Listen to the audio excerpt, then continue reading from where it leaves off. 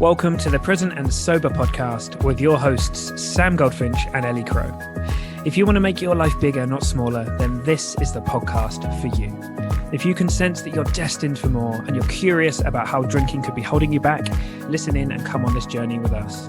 Through the interplay of mind and body practices, we will help you elevate your daily life and discover the wonder and potential of going alcohol-free.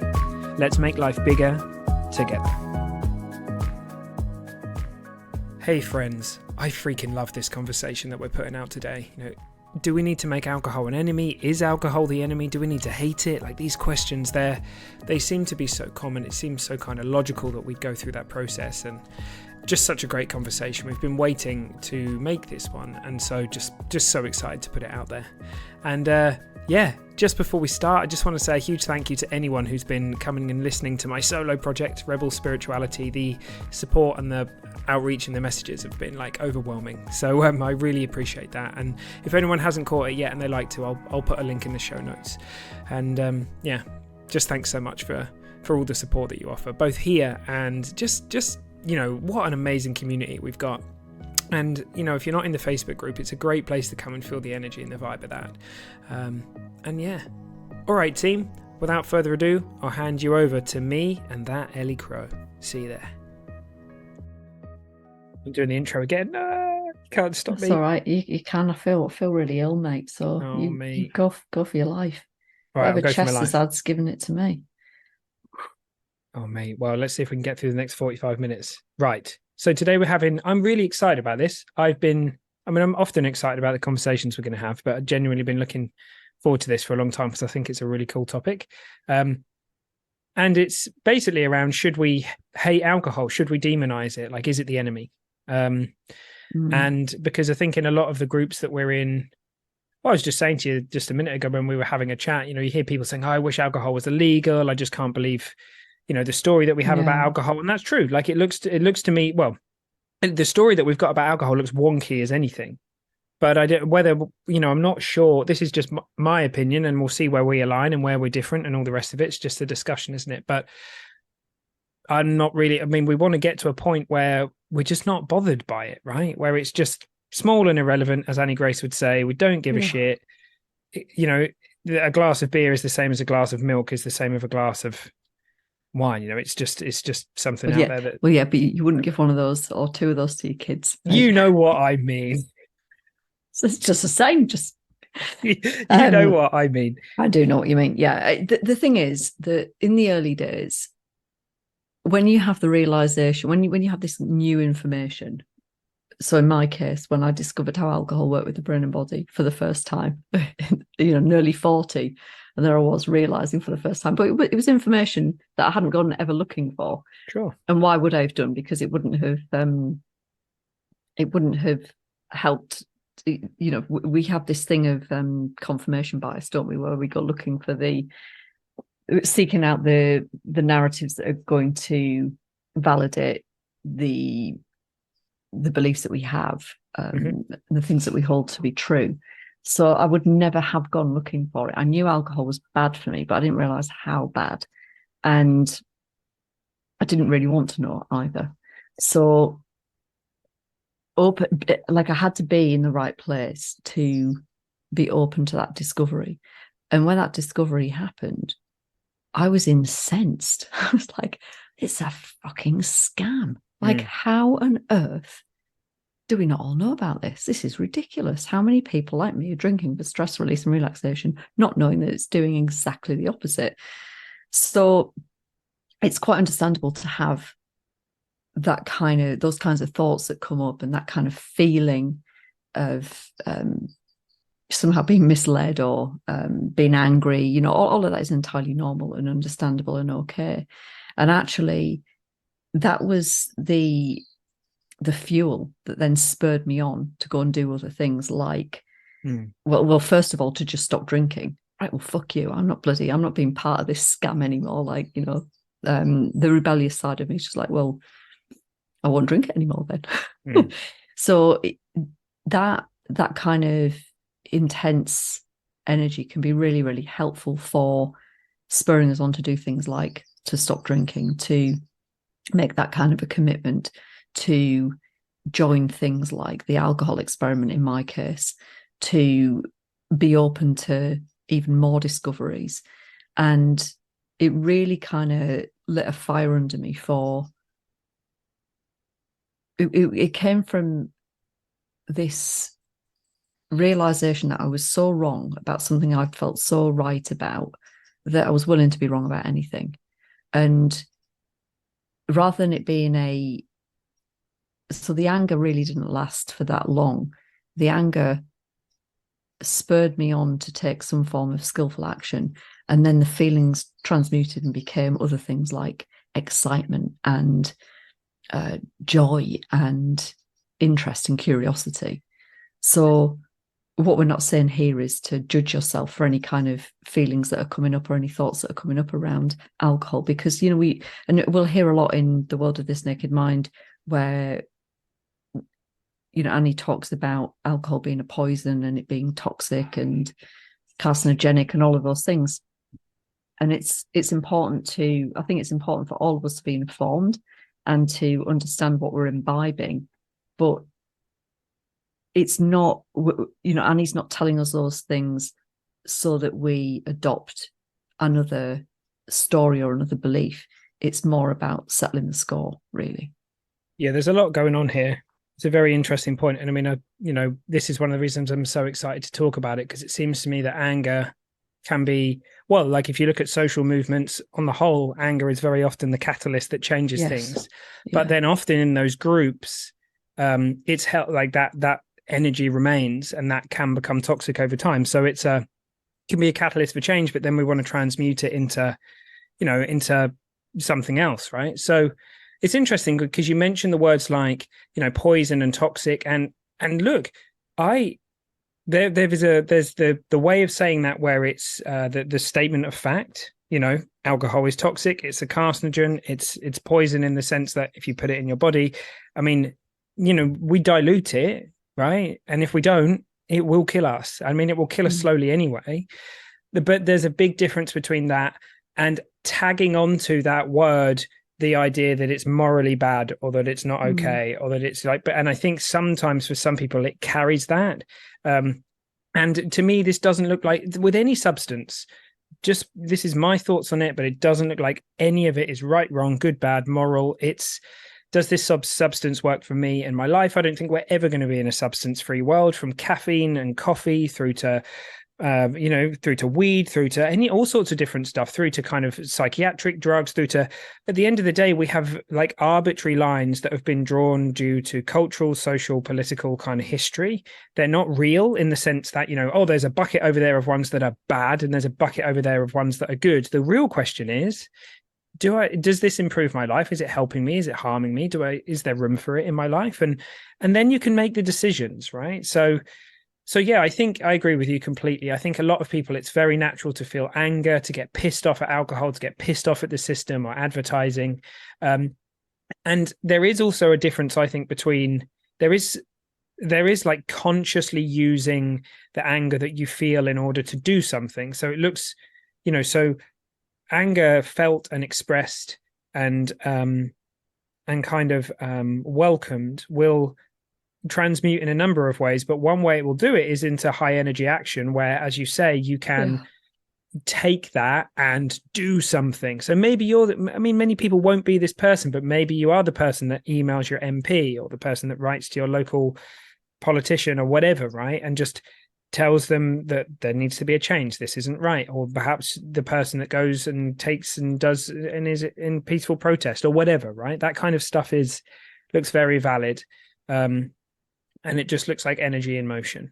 But ultimately, in terms of our personal relationship to it, regardless of whether we're out there on a mission to change how society views it, which we are here, that personal relationship doesn't want to be sticky. You don't want to be full of kind of like, you don't want that to be what keeps you away from it, as it looks to me. You don't want it to be fear or anger, or you want it to just be small and irrelevant. You don't want to give a shit about it, because it looks to me that if you hate something, then there's a lot of care being put into that. There's a lot of like energy being put into that.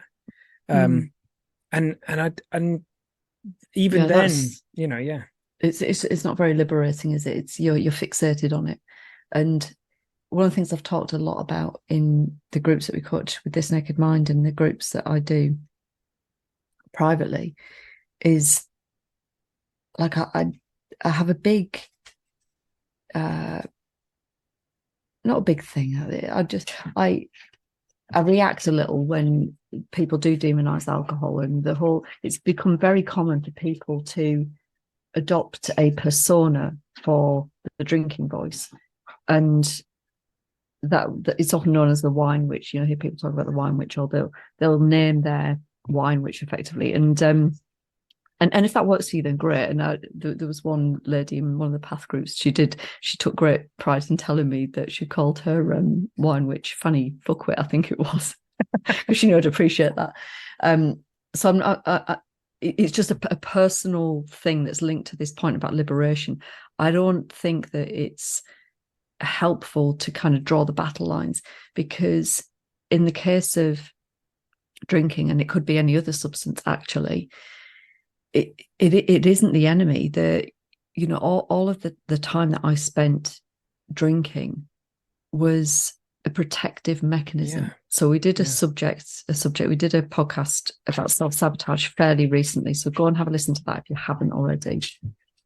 But the whole point about self-sabotage is that we're not intentionally setting out to hurt ourselves. It's quite the opposite. We're setting out to protect ourselves in a very misguided fashion. So an act of drinking is actually an act of self-love. You know, we are trying to pacify a part of us. We're trying to soothe a part of us. We're trying to calm and nourish a part of us. It's just done in a very unskillful way, because our level of understanding is what it is at the time. And we've all done this, whether it's with alcohol, whether it's with sugar or social media or over shopping or procrastination, or like it doesn't matter what the thing is. It's a method of trying to take care of ourselves. And when we can see that, it then opens up new opportunity for new, more skillful behavior. So this is why I'm not a massive fan of wine witch and demonizing the drinking voice at all, because I think it can keep us stuck in something that isn't ultimately helpful. It might be helpful in the short term. The Fanny Fuckwit thing was quite funny, and actually just recognizing that there is a voice. Well, that's not you then, is it? If you can recognize that voice, you can hear that voice, or you can see the words, then that's helpful in and of itself, because you're witnessing what's happening in your experience, as opposed to being caught up in it and believing that is you. So all of those things are helpful, but usually I think what I see is that people kind of move beyond that and realize as time goes on that this isn't about alcohol at all. It's about our disconnection from self and our need to find new ways of being more skillful at taking care of ourselves. Yeah, I think a lot of people, when they come to coaching or what they, and again, it's innocent, and I think me too, probably back in the day, we think, right, if we just gang up on alcohol, I mean, if we talked about this with last week with Carla, or a couple of weeks ago, I think, if I just gang up on alcohol enough and throw enough punches in that direction, then it will kind of like go away whimpering. But actually, like I've spoken about before, if I think about what it was like for me at uni, anxiety, didn't realize how my experience was being created, didn't realize it was safe to experience that, etc.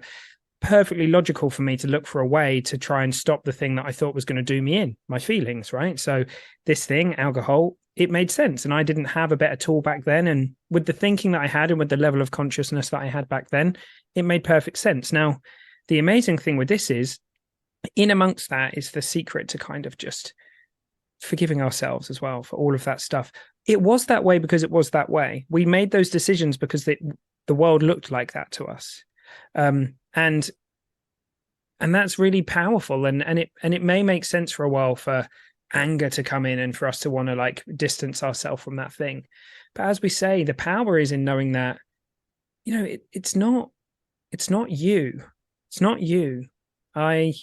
We're all free underneath it. Sometimes we just haven't realized it. We just haven't realized yet. It doesn't look like we've sort of spoken about this a lot, but it's about less, not more. I think most of us are thinking, oh, I need more ideas and I need to kind of like, I need to make my thinking better about alcohol and that will fix it. Well, actually, no, it's like you're whole and complete underneath it. At the level of who you really are, job done. So as these misunderstandings fall away and as you feel these feelings and as you go on that journey, then you just end up in these spaces where you're grateful that you're no longer caught in the maze.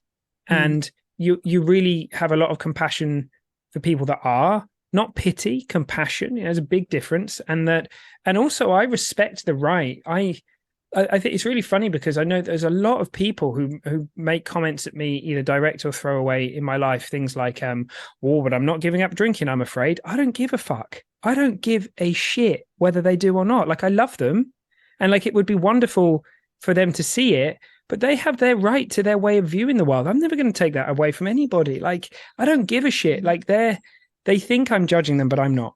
I'm just not. Yeah. I don't care. Like, that's why I was able to go away with 18 lads and a stag do, and they're all having fun in their own way or doing whatever. And, I was there enjoying myself as well. And I just think that's what is needed. We have to, the only way that anybody is ever going to get to a point where they see the truth about alcohol is through connected conversation and curiosity anyway. Like, shouting someone down and using those, like, it might be a good tactic to get your voice heard. And there are definitely times in life where I don't think there's such a thing as a bad emotion. We've spoken about this before. But there's this sponsoring energy around freedom where it looks like freedom is, open and expansive and clear. And it to me, it doesn't look like it's built on anger or any of those kinds of stuff. As useful as that can be for taking action, for you at the level of who you really are, this is just my opinion, but you don't need that. You can live a perfectly beautiful, peaceful, calm life without that running the show. Yeah, when you were talking, I was just thinking about, I was contemplating how I would have reacted if somebody had have tried to, kind of enforce on me their beliefs around alcohol, and when I wasn't ready to discover what I discovered, and I'd have rallied against that big time. It would have been just hugely divisive. Sure. So that no chance of a connected conversation at all, because I was so stuck in my own beliefs about alcohol. And when you look at this like on a wider perspective, this is why it's so important to, I think, to not have battle lines drawn, because for people, like, there is a groundswell with the sober movement and the sober curious movement, and it's wonderful, and what a community to be involved in. Like, it's the best. But it's not a community that drags people into it, like through fear or judgment. Like, it's not like that at all. It's quite the opposite. And so for all of us that are a part of it, it's important to just keep, I'd say to people, you want to make an impact outwardly, you're going to make far more impact outwardly by turning inwardly first. And so just doing what you're doing, whatever respect that is with regards to alcohol, is going to have an impact on somebody somewhere, and you can trust in that. And you don't need to cajole anybody. You don't need to impart your own beliefs or the things that you've learned on anybody else. People will come to you naturally when they're curious, and then that's the best space to open up these kind of conversations, not through some kind of agenda. I just don't think it's going to help the general cause, Well, imbalance either way. I mean, truth is always going to be the most powerful thing. Like, if someone sees truth, alcohol's a liquid in a bottle, and depending on where you've grown up and how you've been in, your beliefs around it and all that kind of stuff, it's going to look very different. But when it comes to, I can remember running a class. So before I left teaching, I can remember doing did quite a few lessons in and around, drugs and alcohol and stuff like that. And I think I said this in a podcast the other day, every kid in there could give me a long list of all the reasons why alcohol was bad. And I can remember saying to them, well, so why would people choose to drink it then? Like, what are these things? And they didn't know.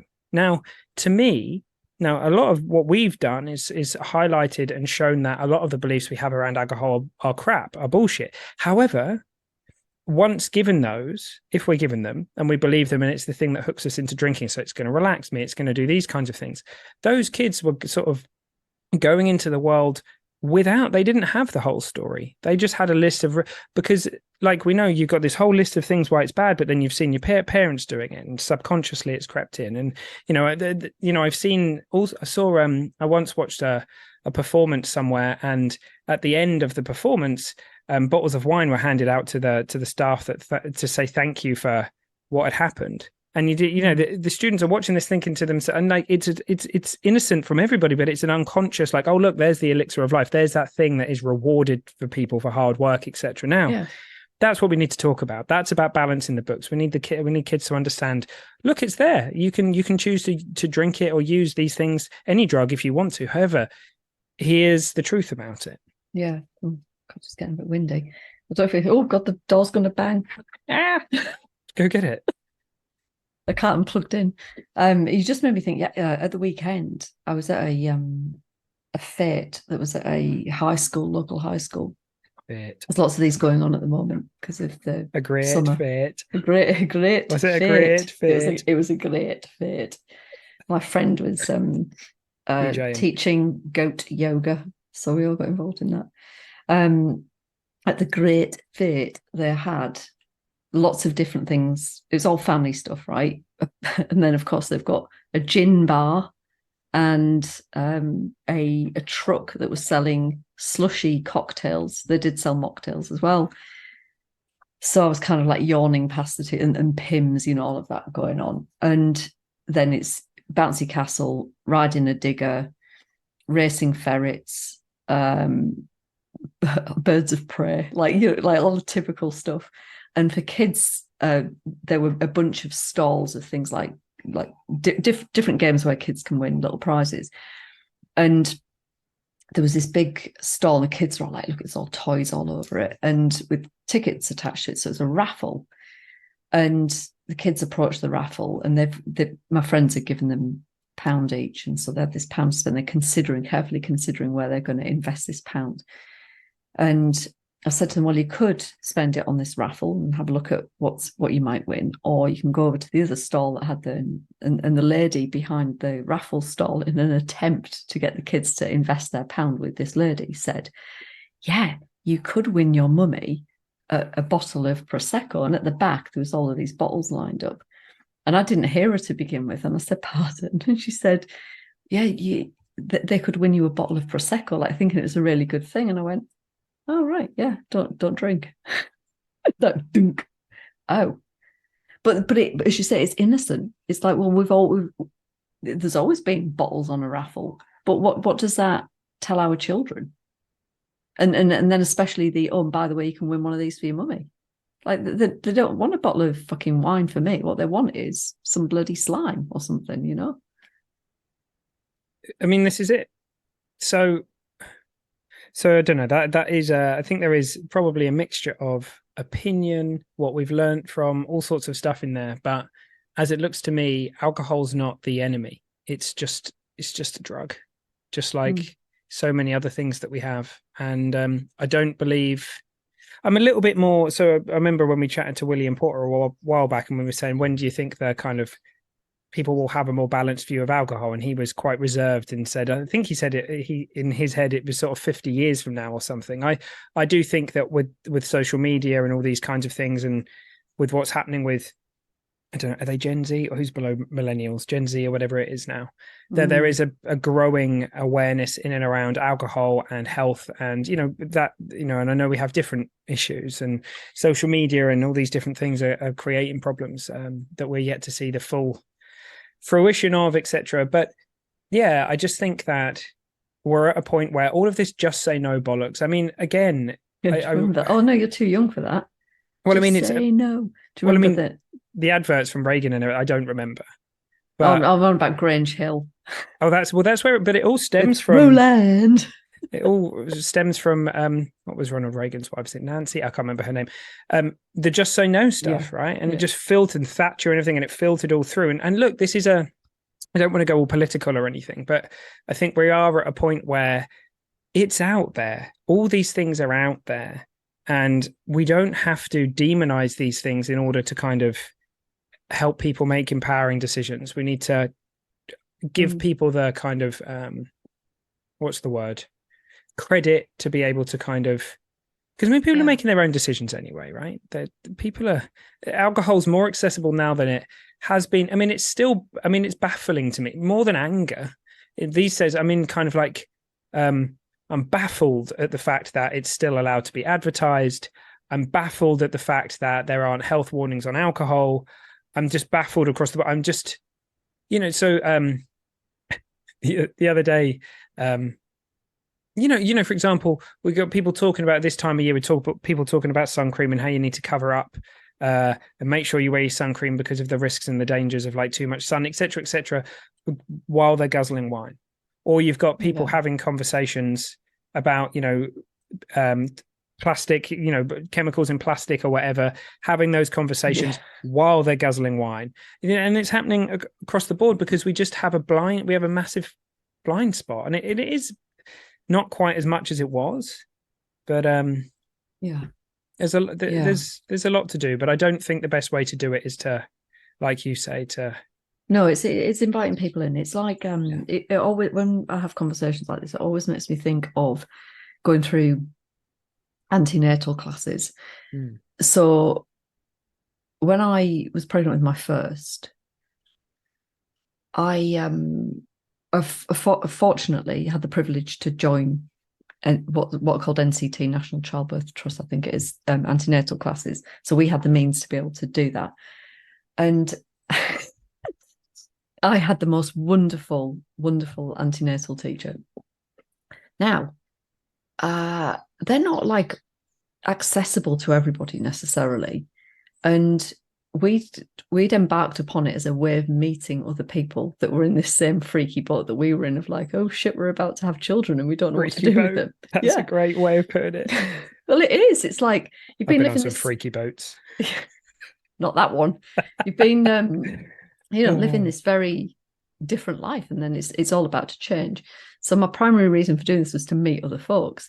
Well, the first lesson with this antenatal teacher, it's like you see, like at the beginning, we're all like all happy and smiling. Oh, it's exciting. And at the end of the class, we're all like, oh, holy fuck. Like all this stuff that you haven't even thought about.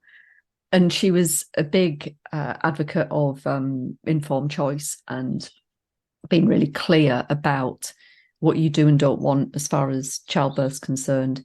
Now, had it not been for her and that opportunity to explore all of those things, I would have felt like that experience of childbirth would have been very, very, very different. Interesting.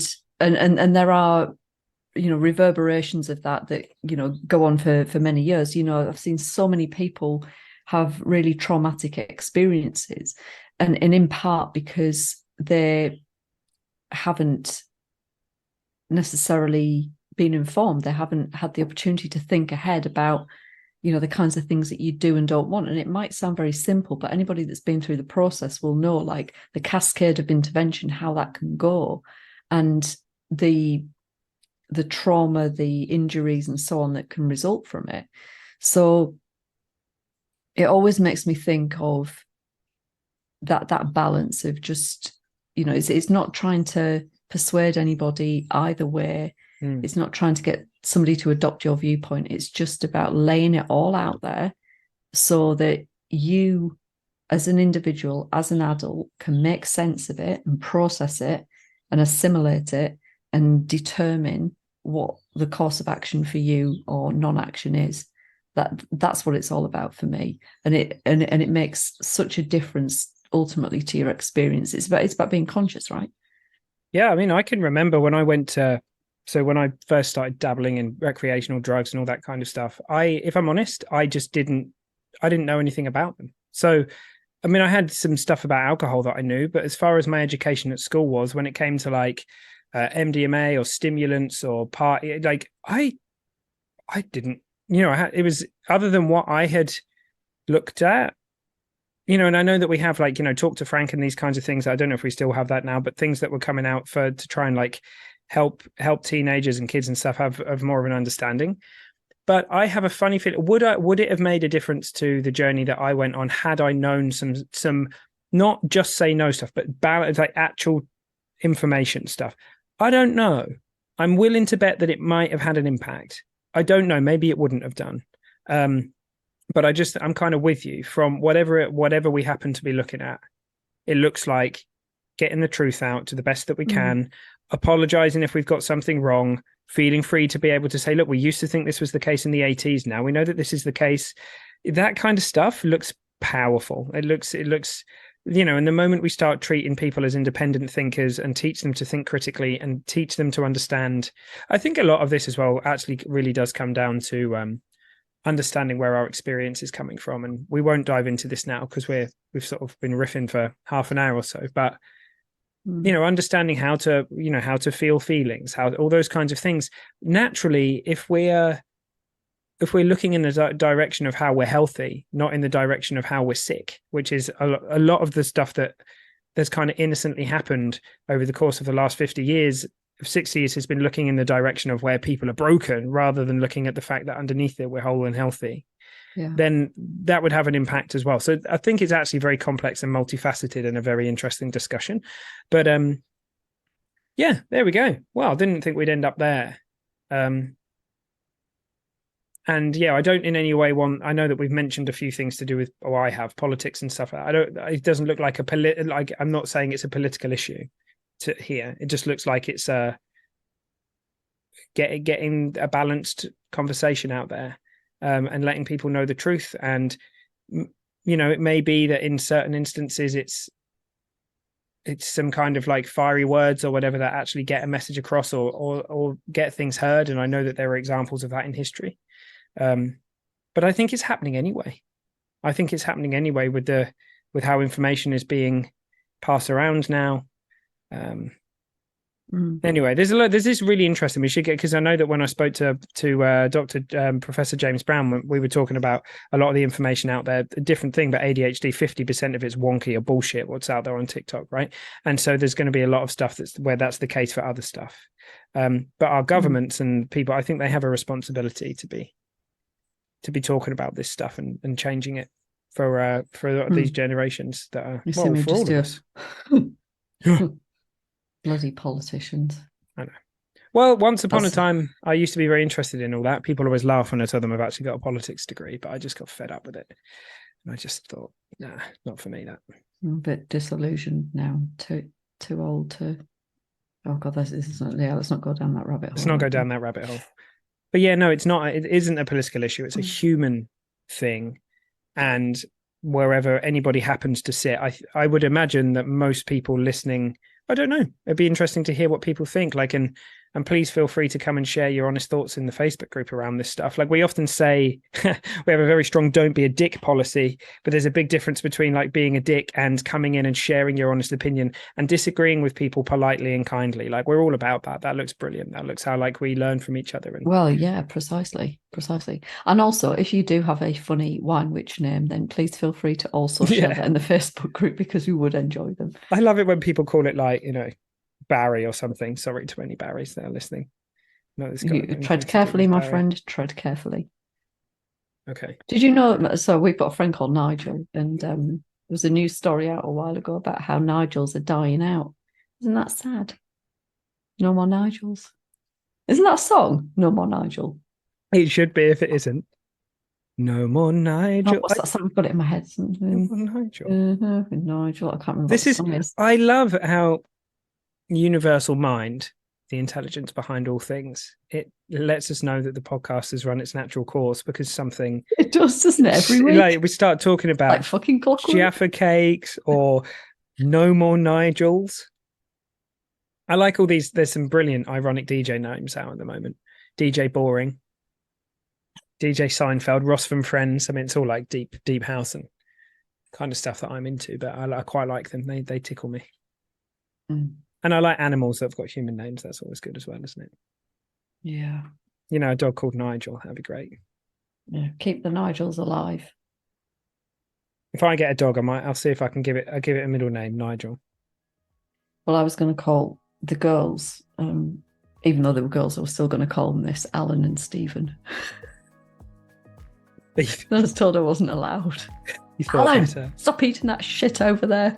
Alan, did you ever? Yeah, well, right. Anyway, we're going to digress if we keep right. Let's talk everybody, about this off. Be interested to hear what people Mike. say. It feels like a very nuanced conversation. That it's not black and white. And if something's working for people, I always would get people to honour their wisdom. But I'd be very interested to hear what people have to say in and around that. Right. Have a good week, folks. See you in a bit, team.